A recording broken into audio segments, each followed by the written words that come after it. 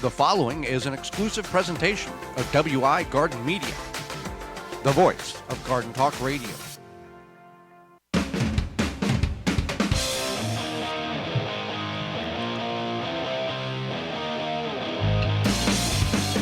Coming up on the program today, we're going to go over cool weather plants that you can start growing in the garden right now, as well as mistakes to avoid when in the garden. And our guest is author Kathy Jentz, and we'll answer your garden questions. The hour is full, so join us.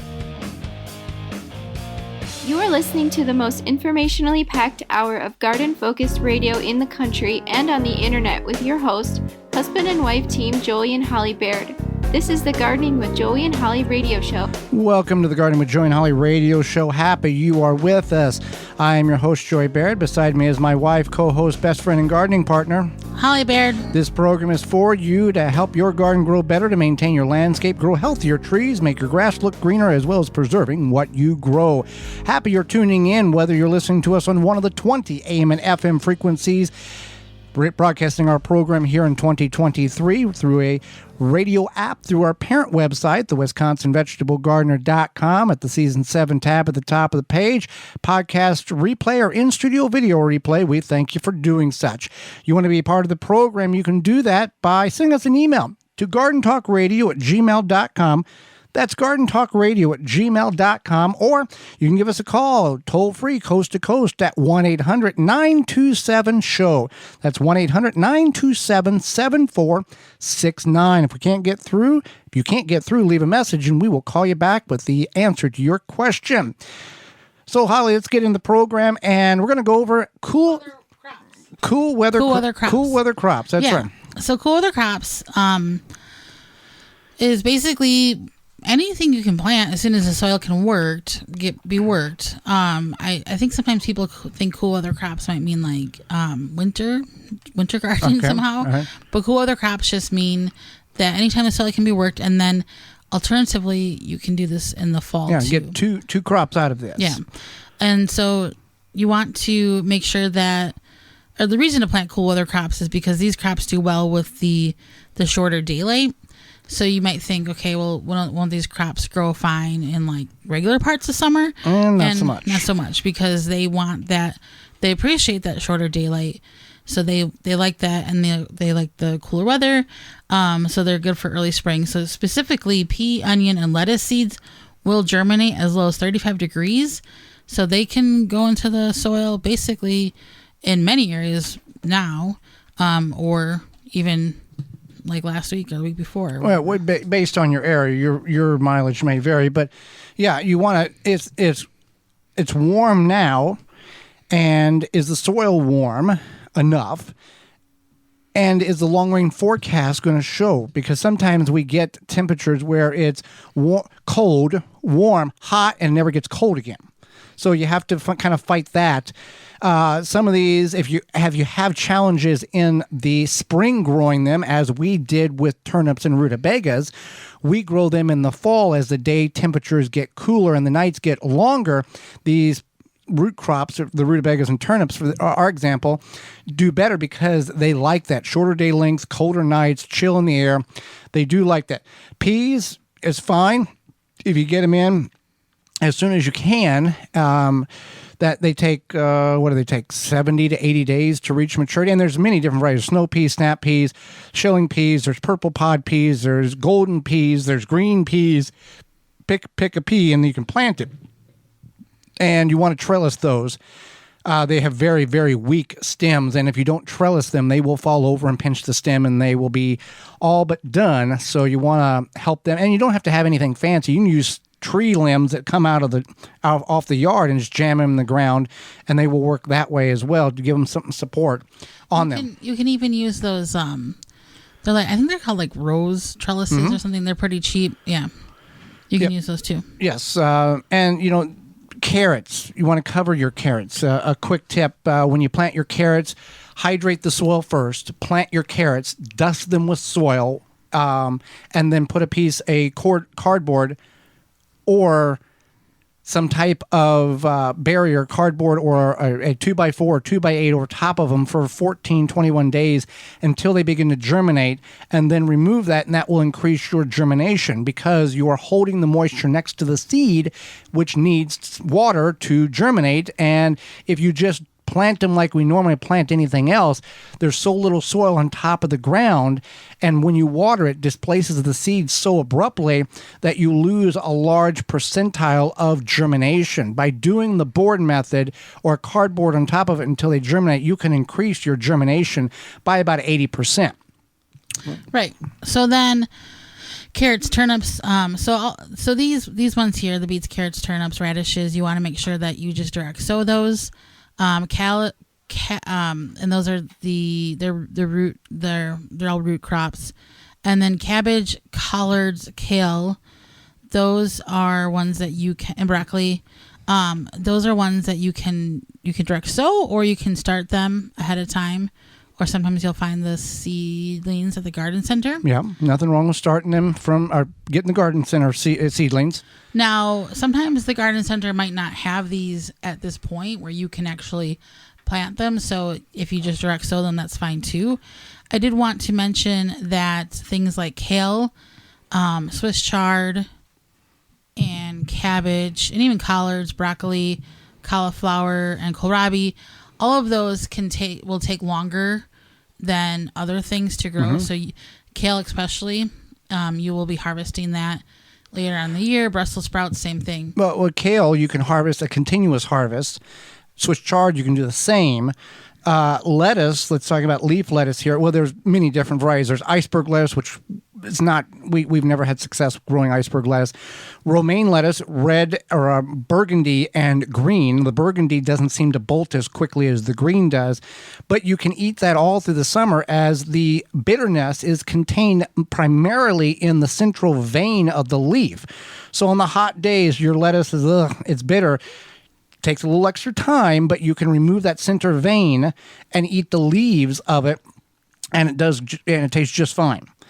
And you want to space those accordingly. Now, if you're doing leaf lettuce or a mixed lettuce leaf mixture, you want to just broadcast that wherever you're going to plant it, and you're going to get probably 2, maybe 3 cuttings. If you can do it in partial shade, that's better, because as the days get longer, the lettuce goes to seed because of the day length, and then the heat is a contributing factor. But then you could also, if you like that fresh lettuce, you can grow it in your house. Right. Pretty easily too. And when you harvest your leaf lettuce, you don't want to cut it down to the soil level, as we all have done.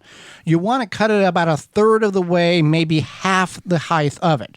You're going to leave a lot there, but the reason why you're doing that is the regrowth, the cut and come again aspect of it.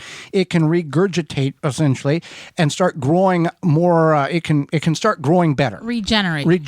Yeah. It can start growing. It doesn't take as much time to recover by cutting it half height versus if you cut it all the way down to ground level. It can start photosynthesizing quicker and start reproducing, and you can get several more cuttings off of it rather than basically one good cutting at the middle portions of spring. Not regurgitate, regenerate. Yeah. Know your words. Yeah, that's helpful. And spinach is the same way. You don't have to plant them in a row. You can broadcast them and just kind of get a carpet coverage. Pretty much any leafy green, like arugula, you can do that. And don't follow the spacing recommendations. That's a waste of time, and you're losing space, valuable space. The cool thing about radishes, I think my favorite thing, is that they take about 30 days to grow, and you can fit 9. Is it 9? 16 per square foot. Well, it's 9 carrots, I think. Yeah. 16 radishes per square foot. So you really get a lot of bang for your buck, and it happens fast. So if you have yourself or children or grandchildren who are like, I can't wait to go into the garden. Go out there now and just broadcast some seeds. Yeah, just toss some seeds out there. A quick fun fact. Now, this is not scientific, but I figured this out. If your radishes, a couple of things. If your radishes are spicy hot when you eat them, that's because they didn't get enough water. There's always a little bit of heat in a radish. This is a champion red radish. This is the traditional radish. We're not talking about the Easter egg radishes or the Mexican radishes or anything like that. The black radishes. So you want to water them consistently. Take 30 days to harvest. Okay, great. If they are hot, put them in boiling water for about 5 minutes. It really knocks the heat, that tongue, it really knocks the heat out of the bulb. If you allow them to just go to seed, then you can eat the green pods, which will, if left alone, create more seeds. And they have a radish taste to them as well. So if you can always plant some and let them go to seed and harvest the seed. Some people pickle the green pods for pickled radish pods. And because we've just let them go to seed year after year, we have dozens and hundreds of radishes that come up all over our gardens. And we harvest some of them, and other ones we don't get to, and they just kind of re-propagate and regrow. So it works really well for that. So a lot of different cool weather crops in which you can grow carrots, turnips, radishes, cabbages, brassicas, Swiss chard, potatoes, a lot of different things that we don't have the time in order to go through each specific one. But it is an opportunity in which you can grow now and in the fall. Now, keep in mind, Brussels sprouts or the brassica family, those, if you plant the Brussels sprouts as soon as the soil can be worked, you're harvesting the final crop about first weekend in late October, early November. They take a tremendous time to produce. So some of these are much quicker. Some of these are much slower. So be aware of where you're planting them and what you feel comfortable giving that space up for that particular crop that you thought was going to be out before. And you could have planted something else, but you can't because it's taken longer, because that's how long it actually takes. And we've done this for many years, and it's been very successful. Well, Holly, Walton's is also very successful. Walton's Inc. Incorporated, waltonsincorporated.com. Yeah, we are brought to you today by our sponsor, Walton's Inc. We know you care about where your food comes from. Canning and preserving your fruits and vegetables is great, but what about the meat? At waltonsinc.com, you can get all the equipment, seasoning, and supplies to make sausage, jerky, and any other meat product your way to your high standards. They have everything from grinders to anything you need that's not meat. Yeah, mixers, seasonings, all that good stuff. And then they have meatgistics.com, an informational site to help you make the best finished product. If you use code GROW50, you save 10% off orders of $50 or more at waltonsinc.com. And then the helpful website is meatgistics.com. When we come back, we're going to talk about mistakes that you should avoid in the garden that we have made. You're tuned in to the Gardening with Joy and Holly radio show. Have a garden question? Give Joey and Holly a call now or anytime 24/7. Just dial 1-800-927-SHOW. If you can't get through, leave a message and they will call you back. Call now 1-800-927-SHOW. Grip 6 produces American-made products with sleek designs and quality materials. Based and manufactured in Utah, they have high-quality and durable products to last a lifetime. They are built beyond tough. Their belts are minimalist and one-of-a-kind with no holes or flap hanging over. Designs and styles for men and women. Something for everyone. Versatile to mix and match fashionable buckles and belt webbing. Colorful or timeless designs to match your style. You know how bulky and uncomfortable a belt can be, but not a problem with the Grip 6 belt. Comfortable but durable, a belt that moves and works with you and your lifestyle. Perfect for all the bending, twisting, shifting, and moving during gardening, yard work, and all of your everyday life. It's almost like you're not wearing a belt at all. Designed and manufactured in-house for the best results and quality every time. When you purchase from Grip 6, you're supporting long life cycle products and American-made manufacturing. Check out their belts, wallets, and socks at grip6.com. Use code RADIO15 to save 15% off at grip6.com. Spring, the season of renewal, an unexpected house guest, none the worse perhaps than ants. And I'm not talking about great Aunt Mabel. When you need to get rid of ants fast, you need Rescue Ant Baits. Rescue Ant Baits are pre-baited, child-resistant, and ready to use right out of the box. No sticky liquid, no mess. Made in the USA by the makers of the popular Rescue Fly and Yellow Jacket traps. Learn more at rescue.com. That's RESCUE.com.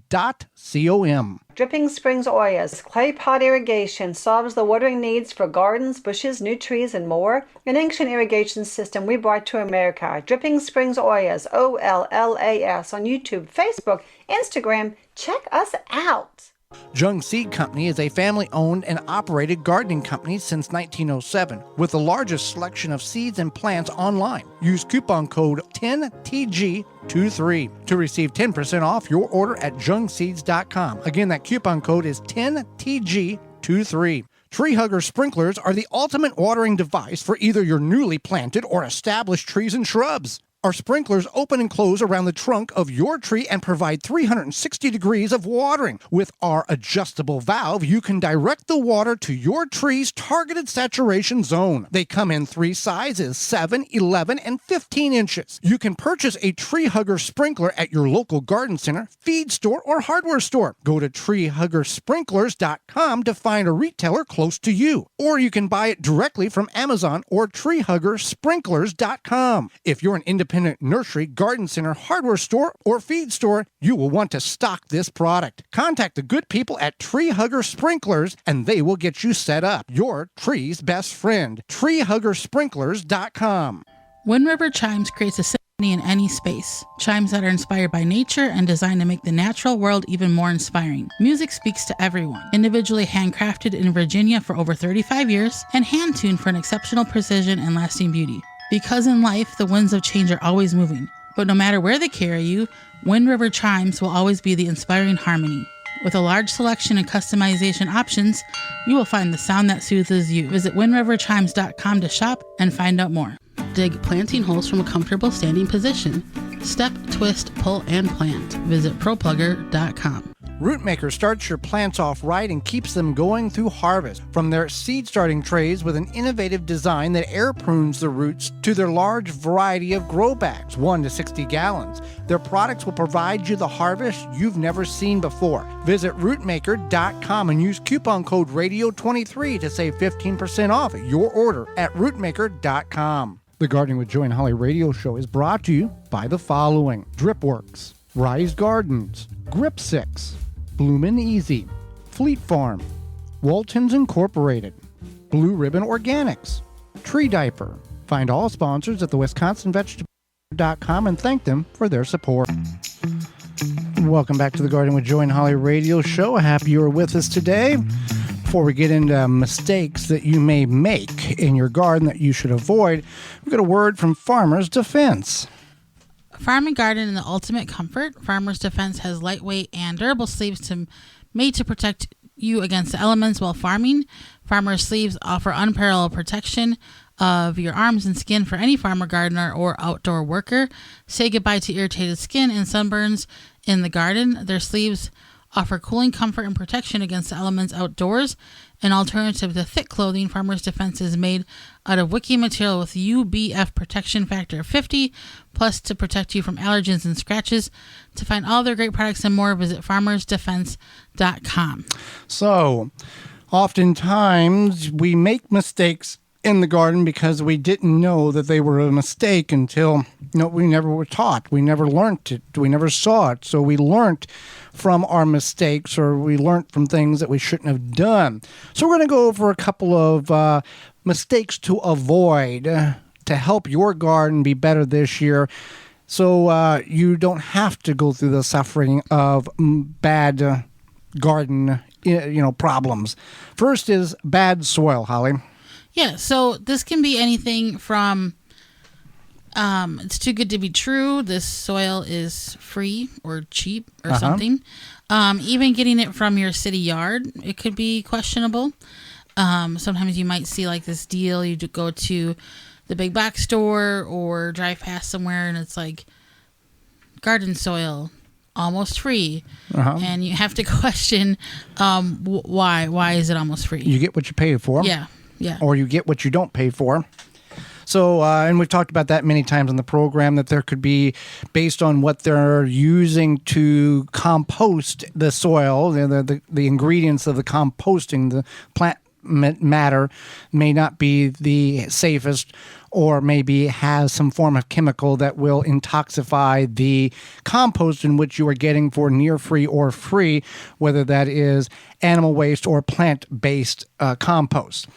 Using chemicals, Holly. Sometimes one chooses to use chemicals to control a problem, to get it back into check, to allow nature to take over. Other times, people use chemicals on a regular basis. Right. So, we don't judge. No, we don't judge. But I think so. When I say using chemicals, it's using them irresponsibly. It's using them. If 1 cup is good, 2 cups have got to be better. And I feel like that's the way for even organic fertilizer, organic herbicide. Well, whatever. Organic is still a chemical. Right. It's absolutely. just a safer form of. Yeah. Even just something like a popular weed killer. If you don't use it properly, you could be harming your plants, your neighbor's plants, right? Whatever. So you want to keep that in mind.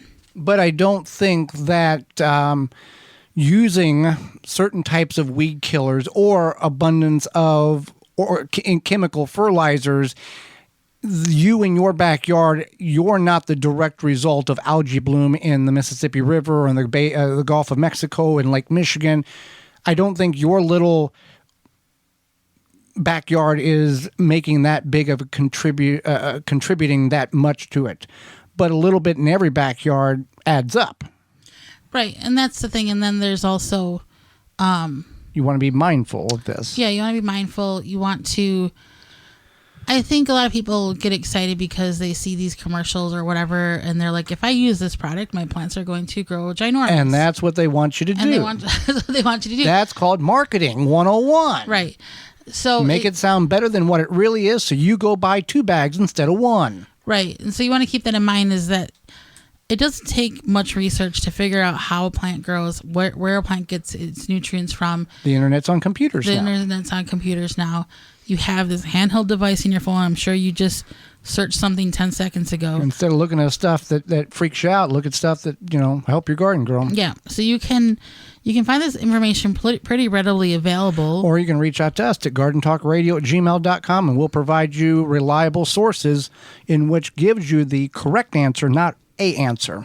Right. And just like food waste, there's also, I feel like there can be fertilizer waste where, again, just because it says to use 1 cup doesn't mean that using 2 cups is better. Right.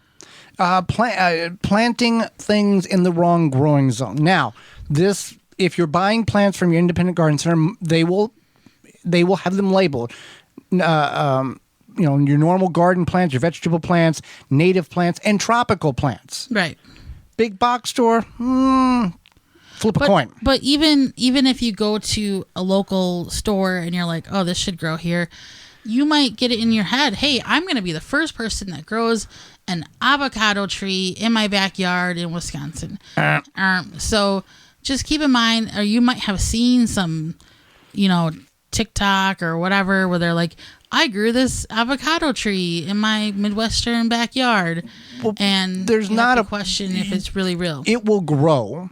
And if you bring it inside, it will still grow, but not very good unless you have a 3-season porch that is completely heated during winter and it's south facing and all the conditions are right. There's things that you can grow that's way out of the growing zone that it is intended for.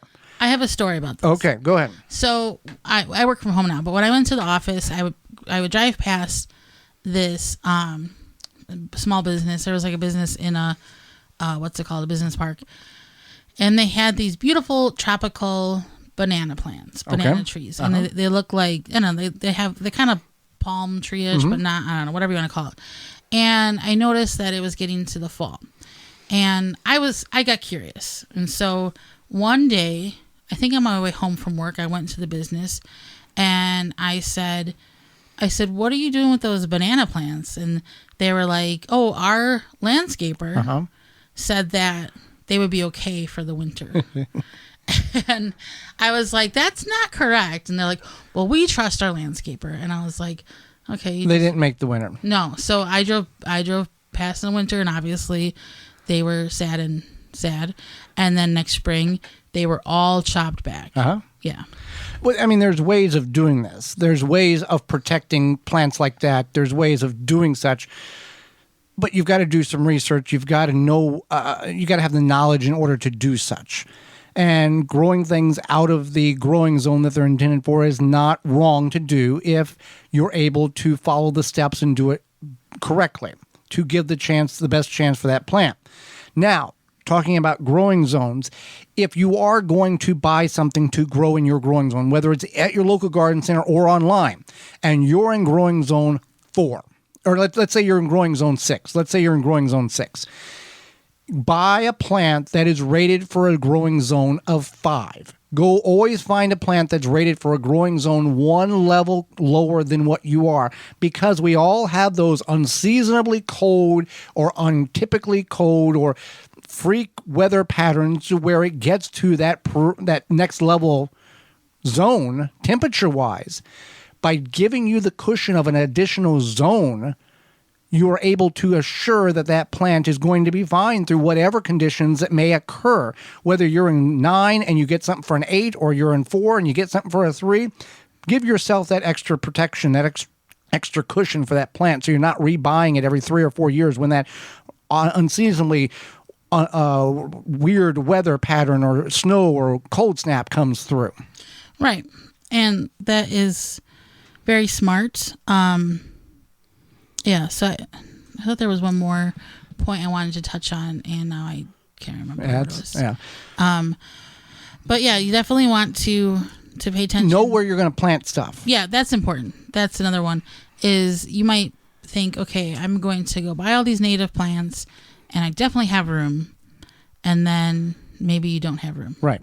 And or you have the room, but it's a plant that does best if it has afternoon shade and you put it in a full sun location, or it needs needs full sun and you put it in a partial shade area. Know where the plants, there's a tag on the plants. It tells you full sun, partial sun. It gives very distinct and very specific instructions on what the plant needs in order for the best success of that plant.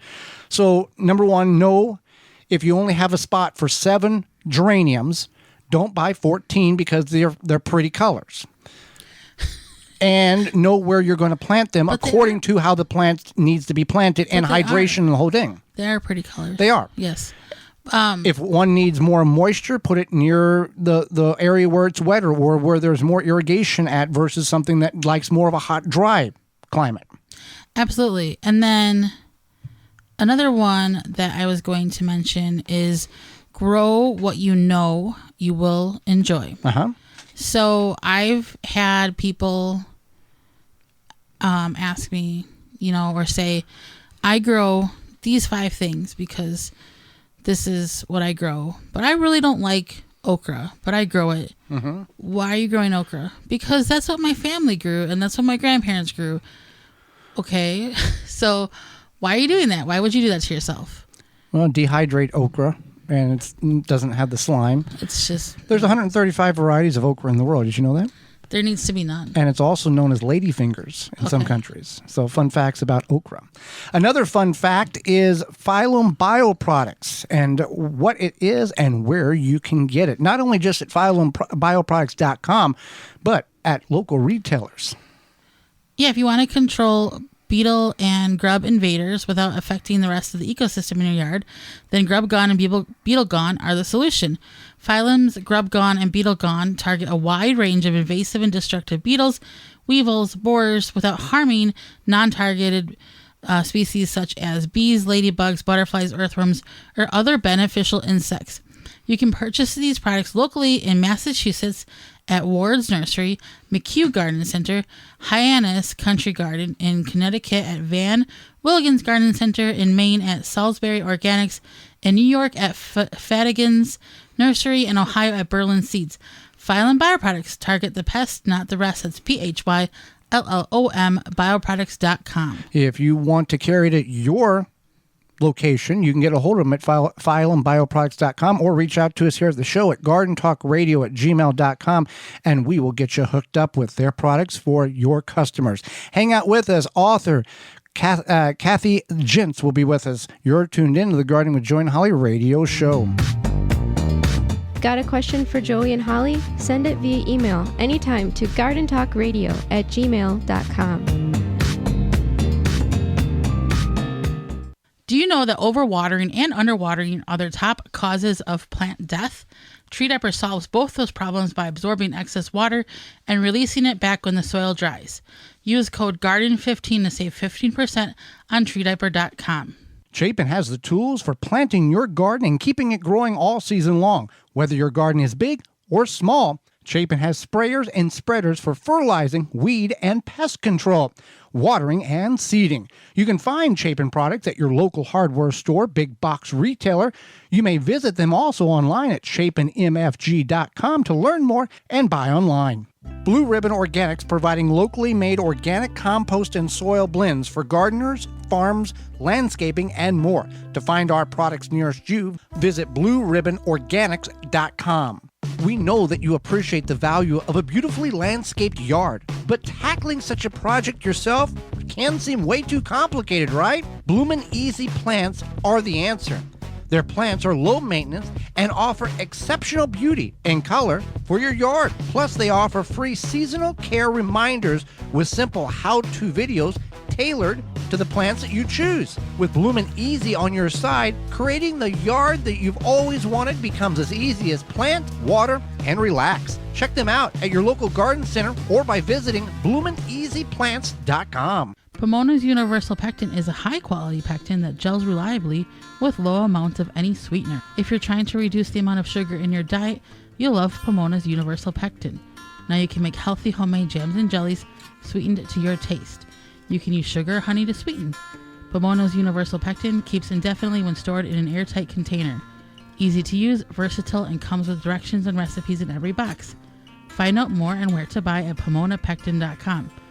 Also available at natural food stores and online. A non-selective herbicide that is USDA certified? Yep, No More Weeds by Naturally Green Products. The same great company that brings you No More Bugs. No More Weeds kills weeds with no harsh chemicals and no glyphosate. No More Weeds is a commercial-grade vinegar base with a proprietary sticking agent. Great around pools, decks, patios, and more. Visit natgreenproducts.com. Free shipping on orders over $50 using code FREESHIP4ME. Make watering easy. DripWorks provides quality drip irrigation supplies and equipment to gardeners just like you for all your growing needs across the U.S. and Canada. Purchase online at dripworks.com. The Gardening with Joy and Holly radio show is brought to you by the following: Chapin Manufacturing Incorporated, Aqua-Mart, Soil Savvy, Wind River Chimes, Wisconsin Greenhouse Company, Pro Plugger, Deer Defeat, Dripping Springs Oyas, Phylum Bioproducts. Find all sponsors at the WisconsinVegetableGardener.com and thank them for their support. Welcome back to the Garden with Joy and Holly radio show. Moments away, Kathy Jentz. But first, Rise Gardens. Rise Gardens is a revolutionary hydroponic gardening system for your home. Instead of food traveling hundreds or even over 1,000 miles before it hits your plate, harvest the veggies, herbs, and greens you need for dinner tonight in the comfort of your home. No green thumb required. Gardening made easy with the Rise Gardens app. Step-by-step guidance from seed to harvest, a complete garden on a shelf, and comes with everything you need to grow healthy and the freshest food for you and your loved ones. Fully customize your garden to your needs and preferences. For more information and get your Rise Garden, visit risegardens.com. Wonderful. Holly, let's go to the hotline and bring in our guest for this week. Kathy Jentz is an author, editor, and lifelong gardener who believes growing plants should be stress-free and enjoyable. She co-authored the Urban Gardener book with Terry Spite, and her new book is Ground Cover Revolution. Welcome to the program. Thank you for having me.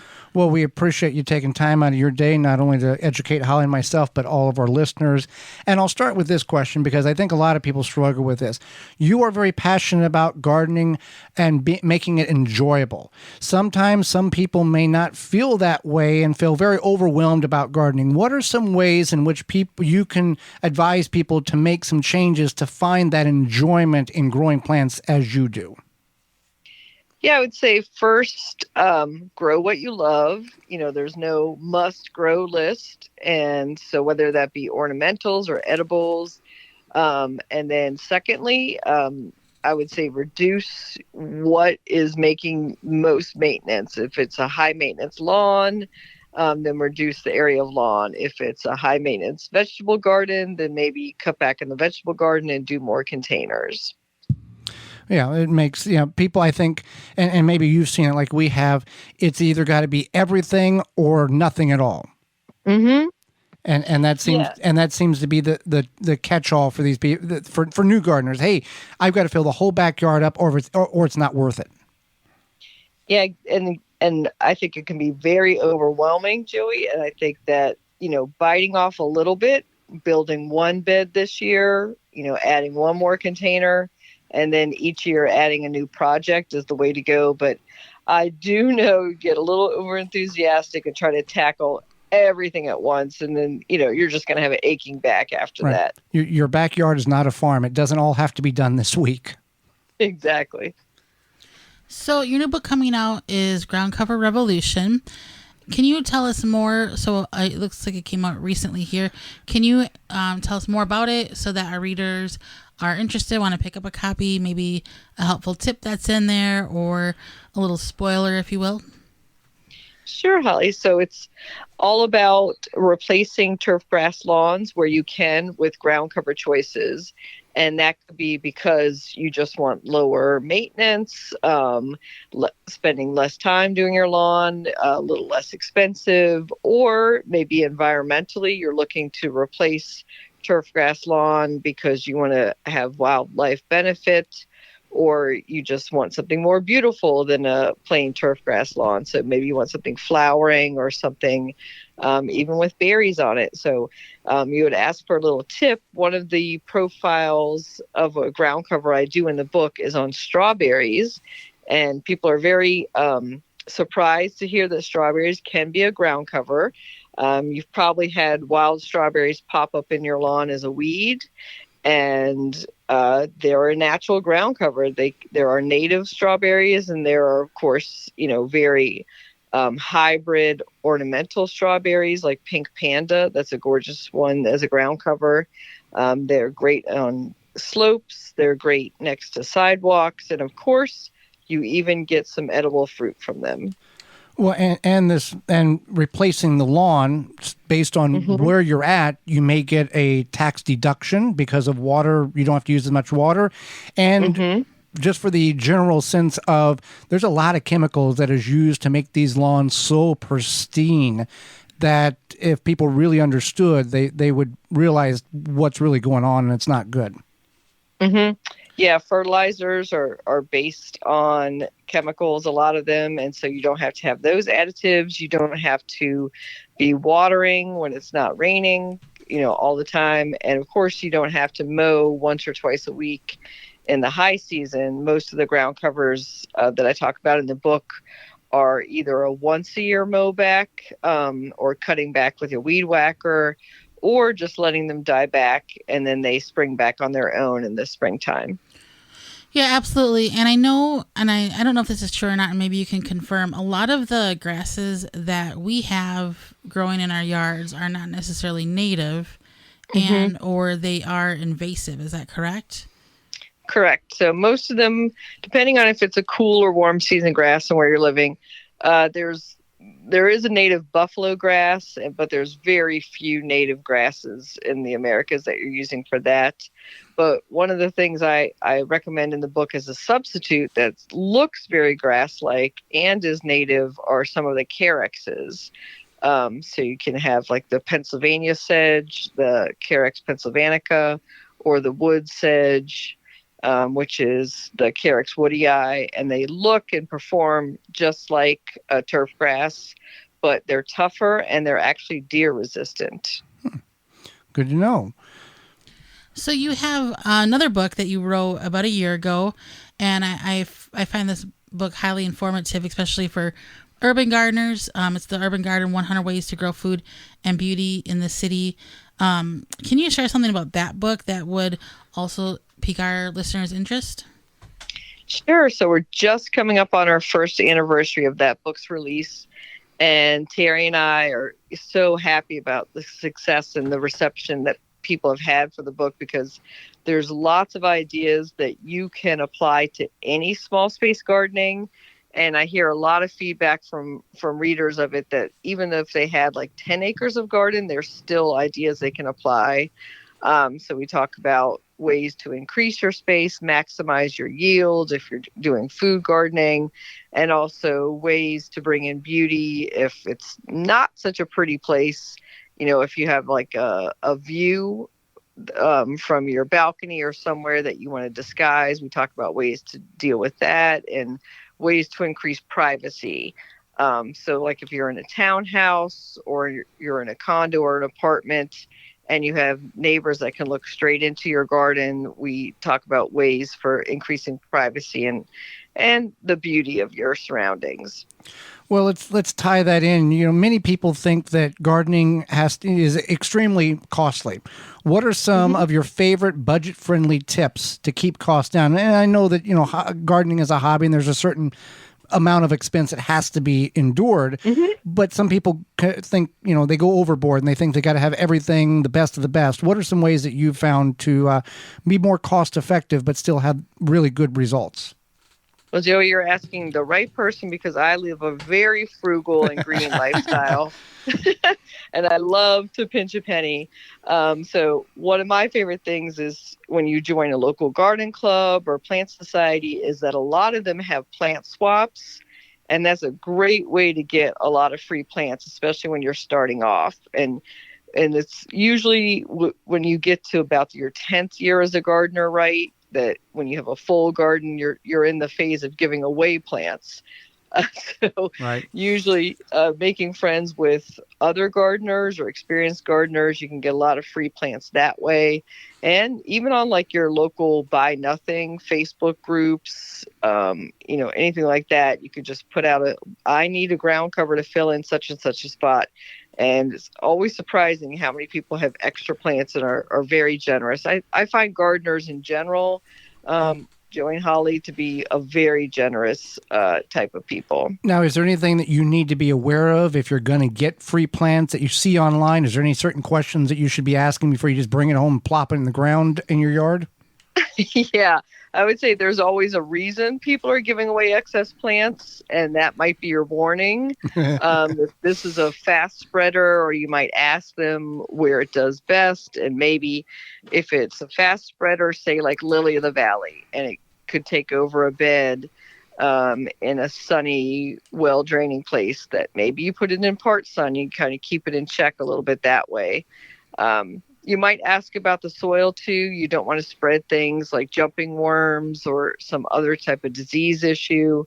But in general, sometimes I'll keep a pot aside. If I don't know the person or I don't know the gardener, I'll keep it in a pot for a couple of months and keep an eye on it to make sure nothing has come along with the plant that I wasn't bargaining for. Absolutely. So in your book, the Urban Garden book, it mentions something called a salad table. This might be a good option for gardeners who don't have a lot of space or want to grow maybe grow something additionally to their big garden. Tell us more about the salad table. Yeah, that's such a fun project. It's basically a raised bed, but on stilts. So you can have it at your waist height or a little bit higher. So great for adaptability and accessibility. And it keeps it out of the rabbit range, right? So right. Might be in range for deer, but it keeps it out of the rodents and rabbits down on the ground, and it keeps it easy for you because you don't have to bend over at all. So basically, you're creating a box and putting like hardware cloth or landscape fabric on the bottom, and you're growing shallow plants in general. So usually lettuce greens, some herbs. You could do the strawberries I mentioned earlier.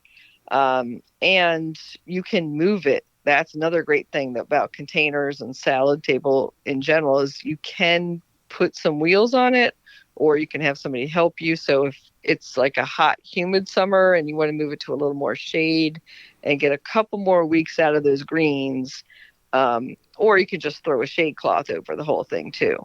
Well, Kathy, we greatly appreciate the time you've offered us and our listeners. How can people find out more about you and get your books? Sure, they can follow me on Instagram or Twitter or Pinterest at WDC Gardener. So all one word, WDC Gardener. And my website is washingtongardener.blogspot.com. They can find me on Facebook under my name or the magazine's name, and the books are available on Amazon, bookshop.org, from local bookstores and public garden gift shops near them. They can just look for my name, Kathy with a K, and last name Jentz. Well, Kathy, thank you very much for your time and the knowledge you've shared with us. Thanks for having me on. Absolutely. And when we come back, it's Your Garden Questions, Our Garden Answers. You're tuned in to the Gardening with Joy and Holly radio show. Have a garden question? Give Joey and Holly a call now or anytime 24/7. Just dial 1-800-927-SHOW. If you can't get through, leave a message and they will call you back. Call now 1-800-927-SHOW.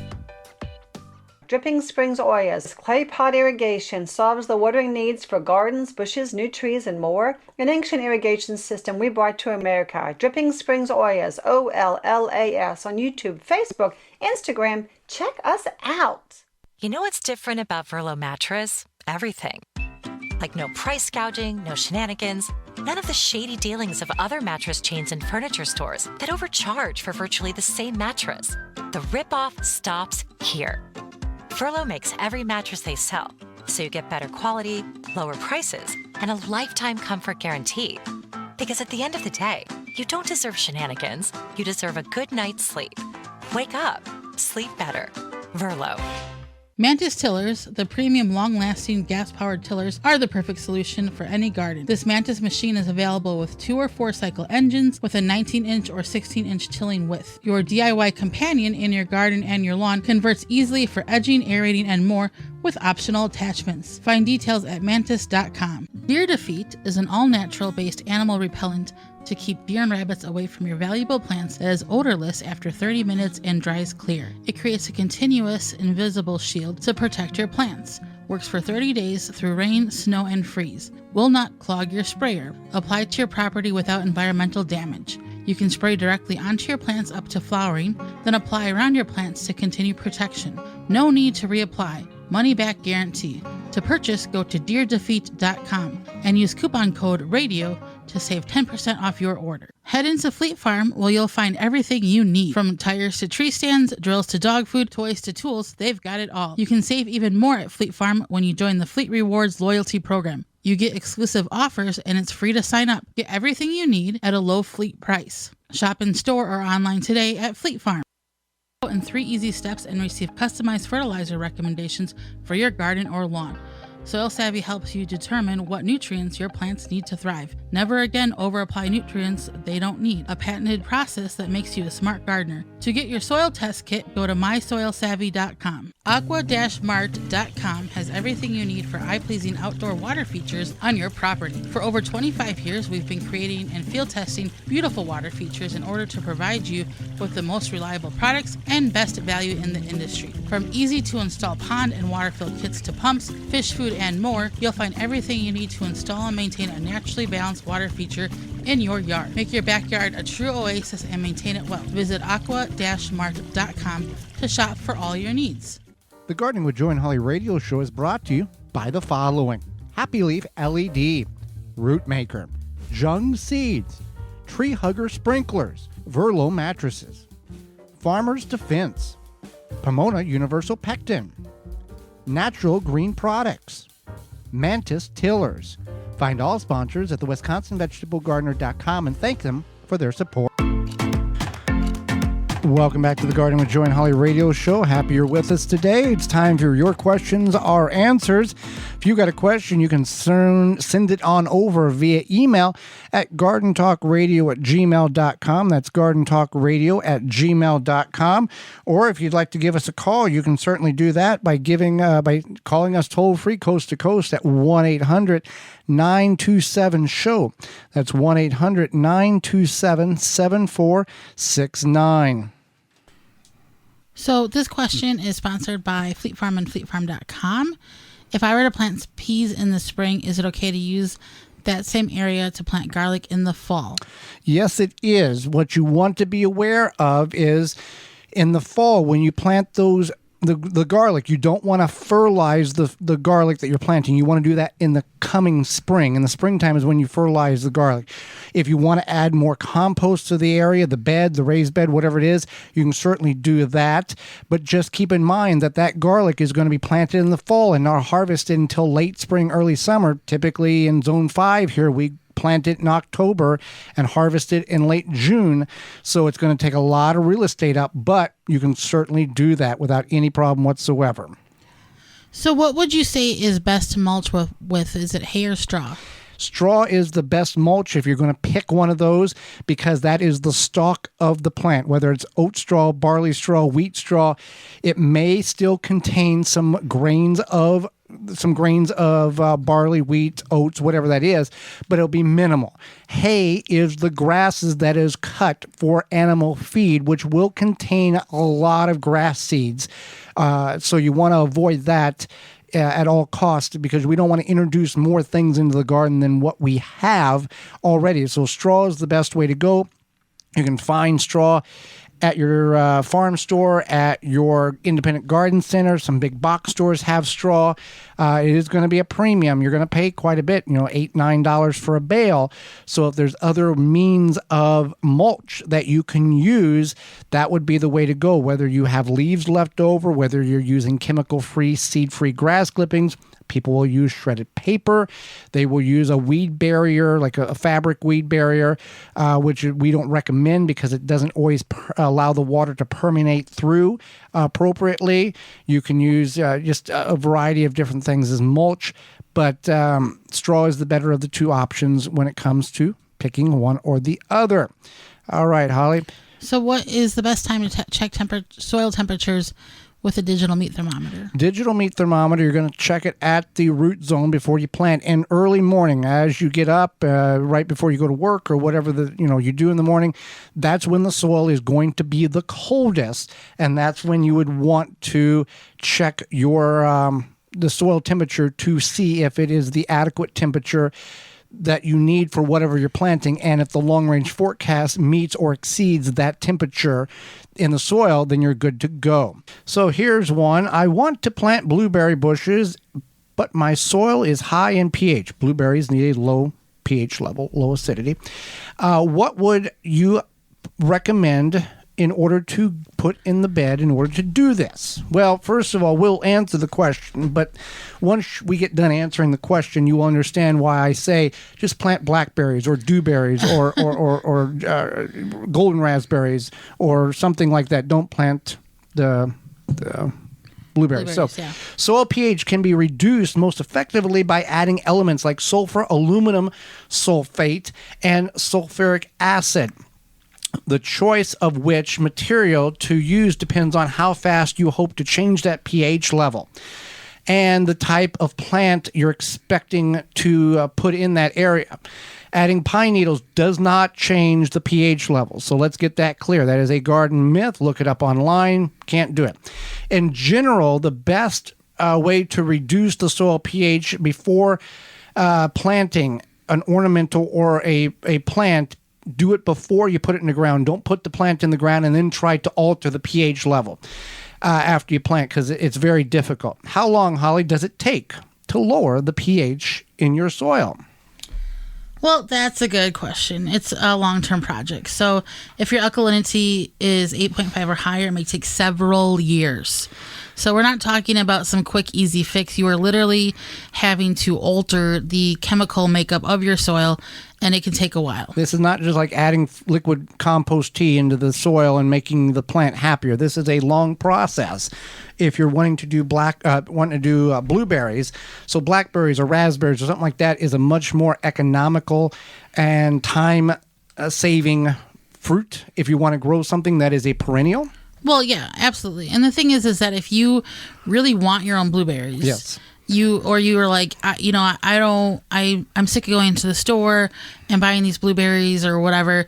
You can also find Pick Your Own Farms. I think it's pickyourown.org, something like that. You can Google Pick Your Own Farm and your zip code. It's going to show you the closest Pick Your Own Farm. If you live in an area maybe there aren't Pick Your Own Farms close by, I would highly suggest just trying to buy blueberries when they're on sale, and if you want to freeze them or use them, whatever, can them, etc., make things with them, then I would do that, and just think about when they're on sale, because taking several years to alter your soil, I mean, it's probably something that you could do, not saying you shouldn't, but at the same time, and there are places all over the country that have that level of acidity already in the soil naturally, and this person obviously must not live in those areas, but that's why I say grow something that you don't have to spend years in order to prepare the soil for. It's Holly. I've seen people online talking about using paraffin wax for canning.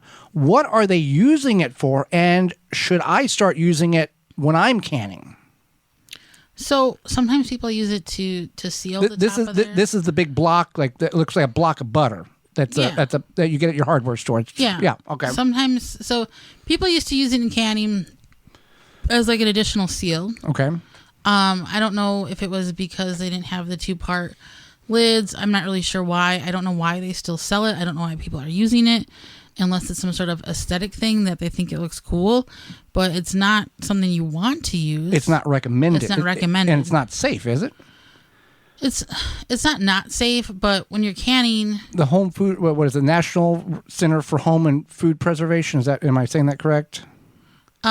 Yeah, I honestly don't know in regards to the safety of it from the National Center for Home Food Preservation. But they're not advising, hey, go get 50 pounds of this and use it for canning. No. Yeah. No, okay. not at all.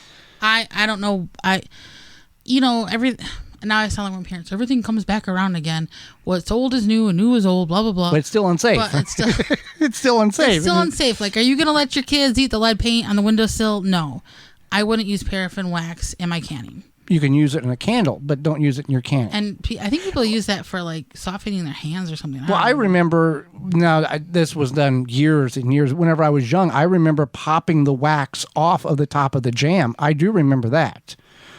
I don't remember ever it being done any other time. Don't look at me like I know this, okay? I didn't grow up with the home canned goods, okay? I know. Yeah. But yeah, it was put on top of jam. Was that the only application? It wasn't like on green beans or anything else, was it? It was jam? I think it was just jam. Okay. Yeah. Okay, Holly. Let's see. Planting seed potatoes. I cut them in chunks and make sure there are at least 1 or 2 eyes per chunk, and they're no larger or no smaller than a chicken egg. I cut them in order to get more seed potatoes for my garden. My question is, should I let them dry and scab over naturally, or do I just plant them, or do I put some kind of powder on them? What do you recommend? So you could just plant them. Okay. So there's a couple options here. You could just plant them as is. Uh-huh. You could let them scab over. Or you can also use, if you're talking about like a powder, you could use horticulture sulfur, and that's a powder typically used to acidify the soil, but you can also put it on the cut potatoes to protect them from rot, or sometimes it protects them from soil-borne diseases. So what you would do is you would dip each piece of potato into the container of the sulfur powder, cover all the cuts, and then plant them. But you're not using that sulfur to change the pH where you're planting the potatoes. This is just as a protection to the potatoes. Right. That's what it's used for. But no, It's not going to... Yeah, it's going to be protection. And then... but scabbing them over is fine too. So say you're like, I'm going to cut my potatoes on Sunday, I'm going to plant them on Friday. Uh-huh. You could do that. Yeah. And if the potato is the size of a medium-sized chicken egg, or that is or smaller, you don't need to cut it. I mean, obviously, the smaller the potato, the less energy is in the potato to make the growth to come out and produce more potatoes. So medium-sized chicken eggs about as small. I mean, we've thrown handfuls of tiny potatoes in, and they've really not matured or done anything, but it made us feel good that we didn't waste them. They rotted in the ground because it wasn't enough energy to do anything. But you can cut them to extend how many potatoes you're planting, or you can plant the whole potato. University studies have shown that the yield is the same. So it's up to you. And yes, we've answered this question before in the program. You can use store-bought potatoes to grow in your garden if those store-bought potatoes are already sprouting. If they are not sprouting, they have been sprayed or have some type of growth inhibitor to prevent them from sprouting, so they are more pleasing to you and they don't look bad in the bag and they have a longer shelf life. But if they are an organic variety and sprouting, you can certainly put them in the ground. You just really want to try to figure out, look on the package, try to do some research and find out what variety they are, so you know if they're going to be ready in 70, 90, or 130 days to have an ideal of when they will be ready. Well, with that, Holly, we are out of time, and we thank you for yours. Did you miss any portion of the program today or would like to revisit it? You can certainly do that by going to our parent website, which is the WisconsinVegetableGardener.com, and clicking on the Season 7 tab at the top of the page. Or you can send us an email to gardentalkradio@gmail.com, and we'll send you a link to this show so you can catch up on what you missed. Tune into the program next week as we will be discussing the understanding of seeds, hybrid, heirloom, F1, F2. They're not race cars or race leagues, but we're going to discuss all that and what that means and how that can affect your garden, as well as spring lawn care maintenance. Our guest is author Kelly Smith Trebell, and will answer your garden questions. So until next week, for Holly Baird, I'm Joy Baird, and we will see you in the garden.